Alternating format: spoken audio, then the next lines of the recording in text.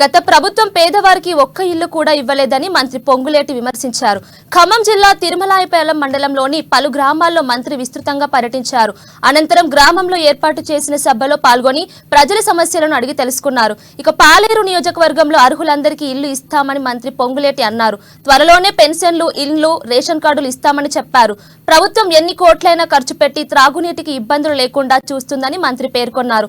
ఇక పాలేరు ప్రజలు పడ్డ కష్టానికి ప్రతిఫలం ఇస్తామని మంత్రి పొంగులేటి స్పష్టం చేశారు. నా ప్రజలెవరూ ఇబ్బంది పడద్దు. ఒక్క పాలేరు నియోజకవర్గమే కాదు, ఉమ్మడి ఖమ్మం జిల్లానే కాదు, తెలంగాణ రాష్ట్రంలో మంచినీటి కోసం ఇబ్బంది పడద్దు.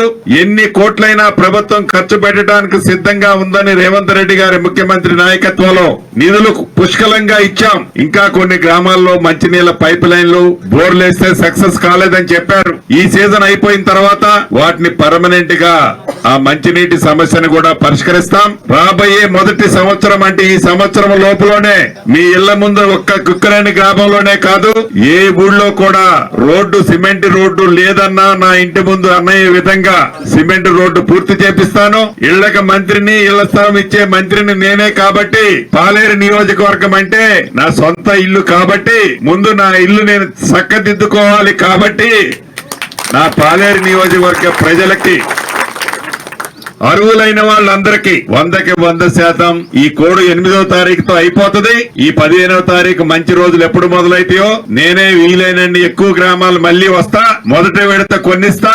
3 సంవత్సరాలలో, రాబోయే 3 సంవత్సరాలలో ఇట్లనే ఏదన్నా చెట్టు కింద కూర్చొని ఒక చిన్న మీటింగ్ పెట్టుకుంటే, అక్క ఇక్కడ ఎవరికన్నా ఇల్లు కావాలన్నా మీకు వచ్చినాయా లేదా అంటే, మా అందరికీ వచ్చినాయి అన్న అనే విధంగా మీరు అందరూ అనే విధంగా ఇవ్వటం జరుగుతుందని కూడా చెప్తున్నా.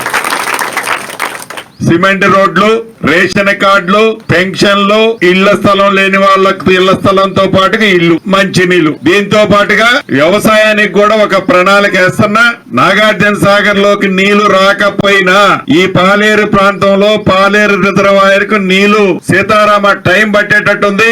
ఇంకా ఆ టర్నల్ పూర్తి అవ్వలేదు.